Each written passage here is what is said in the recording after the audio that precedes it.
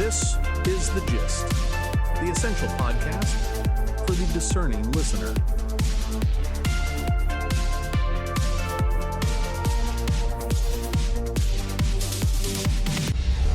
Welcome to The Gist. I'm John. And I'm Mary. It is Saturday, July the 11th, 2026. Grab your coffee. We are your smart friends on the go, decoding the global news. Let's get right into it with the gist view. First up, the Texas Stock Exchange just went live. Based in Dallas, it launched yesterday with $275 million in backing. It is taking direct aim at Wall Street, specifically the near monopoly of the New York Stock Exchange and the NASDAQ. The new exchange claims the big two have made compliance too expensive. Basically, the regulatory cost of just being a public company is too high. Which is statistically true. The Wall Street Journal notes the number of US public companies has dropped 40% since 1996. The cost is driving them away. So Dallas looks like a market revolt, a shiny new, cheaper alternative. But let's look at the power dynamics here. Who actually benefits? Look at the money. The big names bankrolling this new venue are BlackRock and Citadel Securities. These are Wall Street giants. Exactly.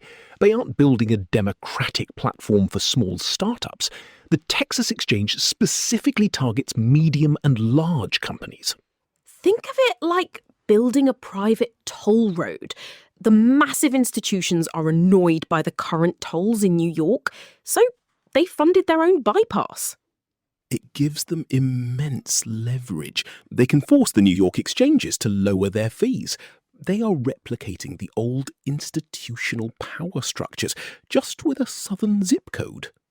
Liquidity follows efficiency, not geographic prestige. Dallas just proved that. Let's pivot to the global overview.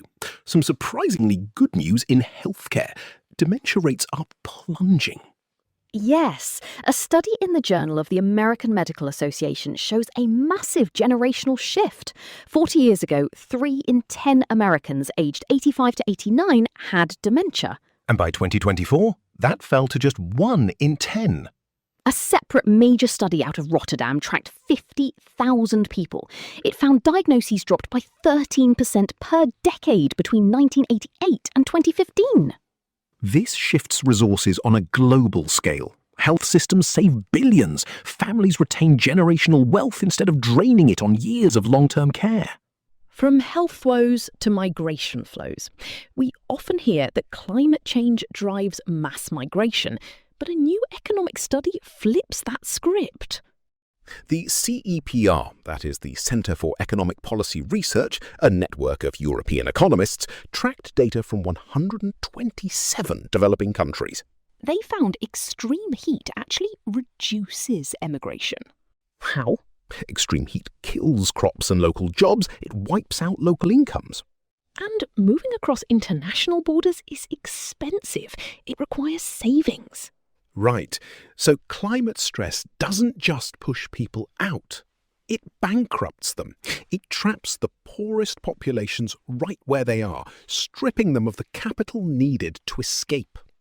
Next, let's look at global trade routes, specifically the Strait of Hormuz in the Middle East. It is a critical choke point for global oil. And navigating it is getting much riskier.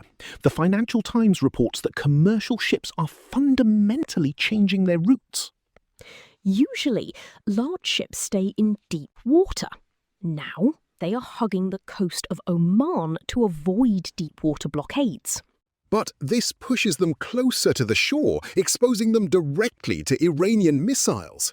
It is a brutal calculation. Pick your poison. Risk getting blockaded at sea, or risk a missile strike near the coast? What is the bigger picture? Tactical aggression acts as a hidden tax. It spikes insurance rates, it raises shipping costs. Ultimately, global consumers pay for that risk at the checkout counter. Now, for the European perspective.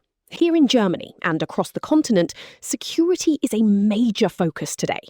Starting in the United Kingdom, Anne Widdecombe, the 78-year-old former Conservative minister and spokesperson for the populist Reform United Kingdom Party, was found dead on Thursday.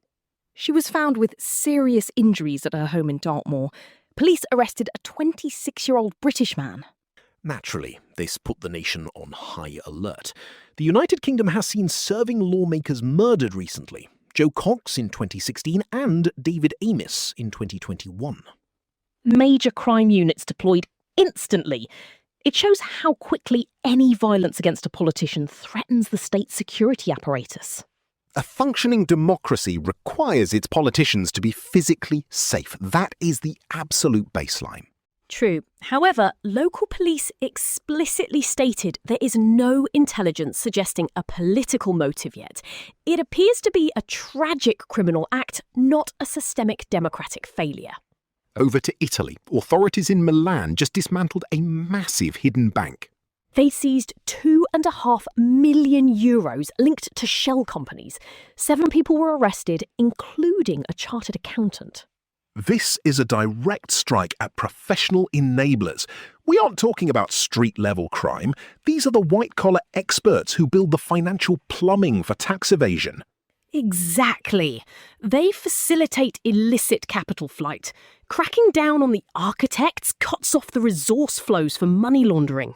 Finally, shifting to Berlin politics. The CDU, the Christian Democratic Union, Germany's main centre-right party, has a new regional leader. Kai Wegner stepped back. Now, 46-year-old finance senator Stefan Evers will lead their next election campaign. The shift is clear. They are moving from a traditional politician to a fiscal technocrat.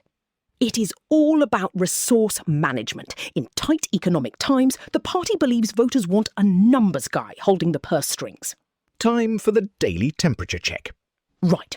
Today's climate is defined by pragmatic workarounds, from BlackRock routing around Wall Street fees to cargo ships dodging deep water blockades to Italy dismantling shadow banks.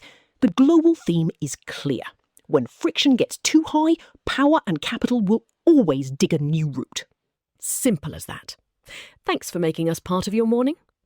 If you liked today's breakdown and want to stay ahead of the curve, you should absolutely sign up for the Gist's daily newsletter. It is completely free and the link is right there in the show notes. Just tap the link to subscribe and we will meet you in your inbox. Have a great Saturday, everyone. The Gist, News Digest, and podcast are entirely written and produced by artificial intelligence. The Gist is out 3 times a day, every day, providing you with a liberal perspective on what to expect next. For more information and donations, visit thegist.online. Thank you for listening.